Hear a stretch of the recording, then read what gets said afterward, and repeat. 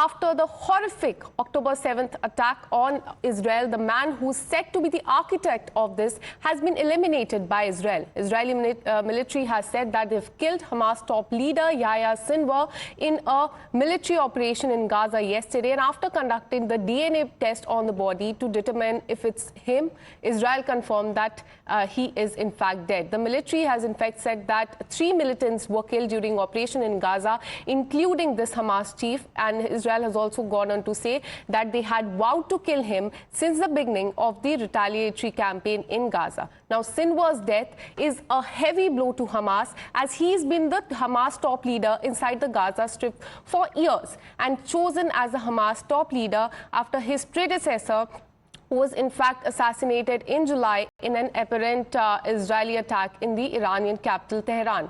Now, this is being seen as a significant military and moral achievement for the Israel, and the killing in fact comes weeks after the killing of his Hezbollah chief as well. And Israeli foreign minister called this a victory against the evil of radical Islam led by Iran. Now, this remains to be seen whether and how and what the elimination of Sinwar would mean for the hostages war and in fact Gaza as well, without Hamas and without Iranian control. But experts say that this is indeed a momentous event of the magnitude of killing of bin Laden. Have a look.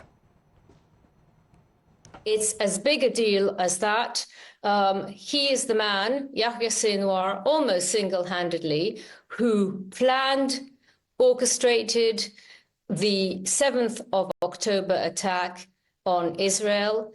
He planned for Iran and for all of Iran's long arms, meaning the proxies, Hezbollah, and the militias that Iran funds and trains in Syria and in Iraq, to join the fight and try to eliminate the state of Israel off the map. So it's a very big deal.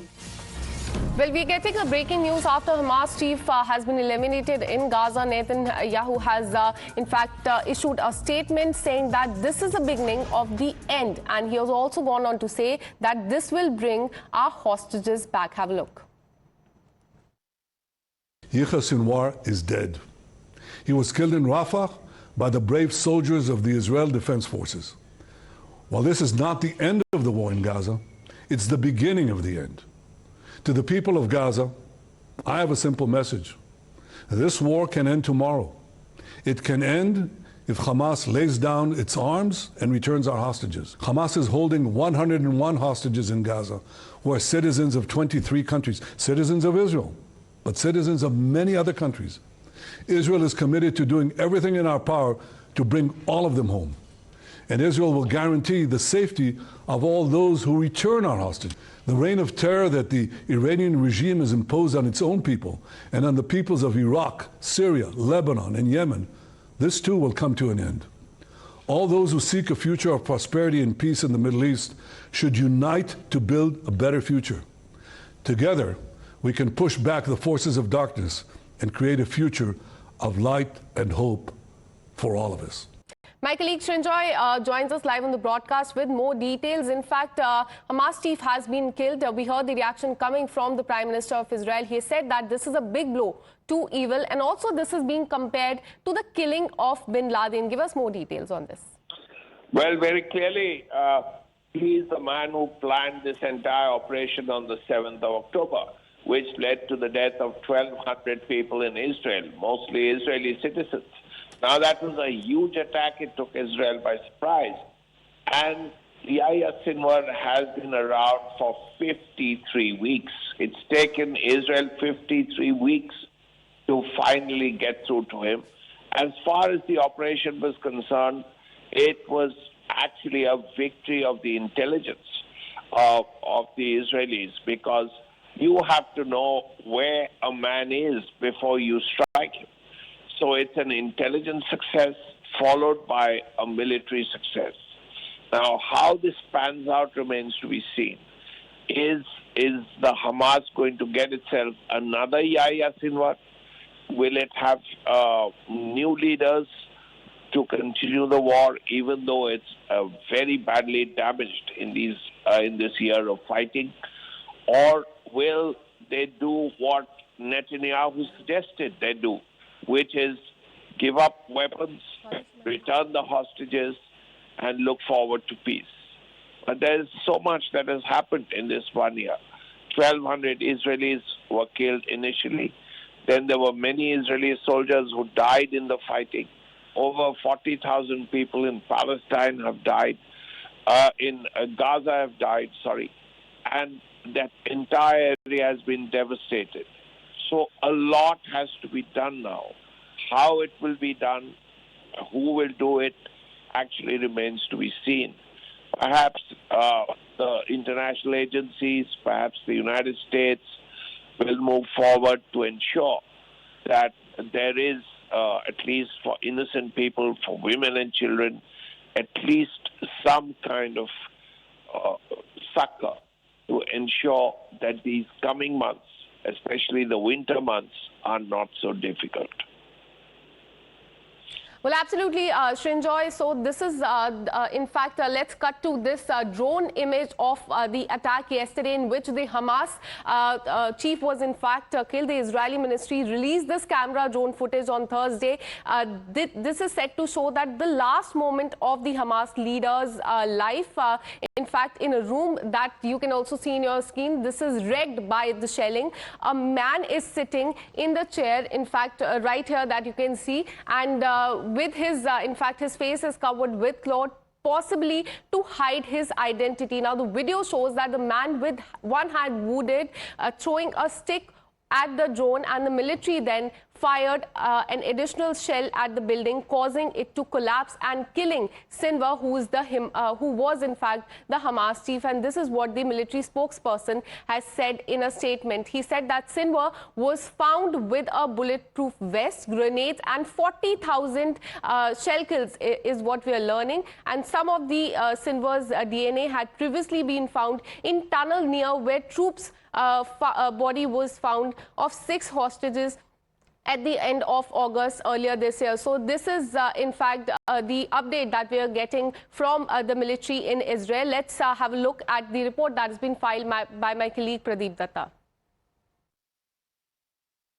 Right now we are joined by the IDF soldier. They are one who are standing like a rock on the border.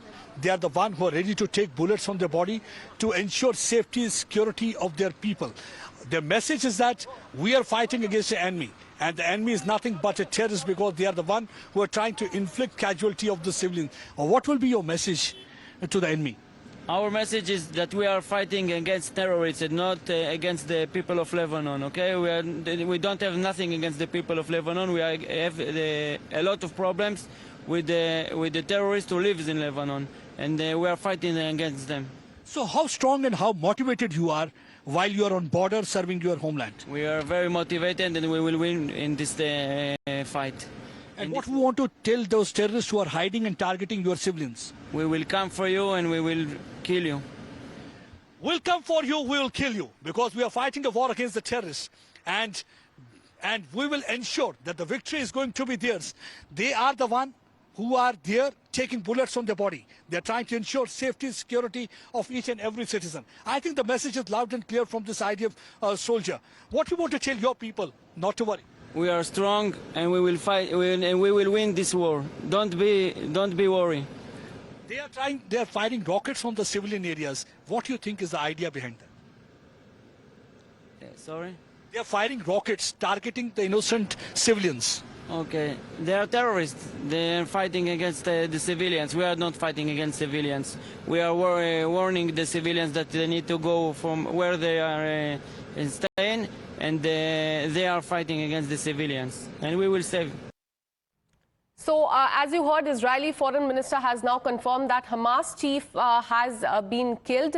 His DNA test has also confirmed that he's in fact dead. And we also heard the reaction coming from the Prime Minister. He has said that Israeli forces have delivered a big blow too evil, is the statement that is coming from the Prime Minister of Israel. Now, as far as the United States is concerned, they've also issued a statement. In fact, US President Joe Biden, is what we're learning, has dialed Prime Minister of Israel from Air Force One and congratulated him on the elimination of Hamas chief. Now, the United States President commended the IDF for its excellent operation. Both leaders agreed that there is an opportunity to advance the release of hostages and that they would work together to achieve this objective, is a statement that is coming from United States. In fact, as we told you, United States President, in fact, spoke to the Prime Minister of Israel. Have a look.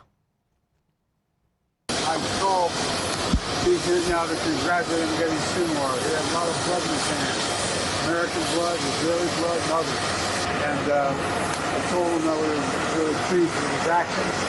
And further that now's the time to move on. Move toward a ceasefire in Gaza. Ensure that we move in the direction that we're going to be in a position to make things better for the whole world. It's time for this war to end and bring these hostages home. So that's what we're ready to do. That's what we're going to do. And I'm sending Tony Blinken to Israel. I guess he's going in 5 days, 4 days. 4 or 5 days, and he's going. I talked with Stevie about that. We're going to work out what is the day after now. How do we secure Gaza and move on? Well, my colleague Srinjoy continues to be live with us. Srinjoy, the architect of October 7th killing, in fact, has been killed. And we also heard the reaction coming from the US president. He has commended the IDF for this excellent operation. He spoke to the Prime Minister of Israel. Give us more information about the relevance of United States also speaking with Israel on this. Well, first of all, Israel has been supported by America. In two ways. In all this while, we know that the Israelis have received a lot of weaponry from America. Over the past few months, the Americans have told Israel, Biden himself has told Netanyahu not to widen the war because of the consequences involved. But at least as far as weapons were required, Israel always received them from the Americans. Secondly, it is also possible that there was considerable information sharing between the two countries. So apart from political support, that example of which you saw today, the call by Biden to Netanyahu, there has been military support, there has perhaps been intelligence support as well. So America has been supporting Israel over on this Hamas issue. And you heard President Biden say that this is a big moment, and hopefully of the 101 hostages who are in different parts of Gaza being hidden in the tunnels will be returned. And if they are returned, hopefully this fighting, which has gone on for 53 weeks, will eventually come to an end. Well, absolutely, Srinjoy. Thank you for all your inputs on these. We'll keep coming back to you for more on this. 1 year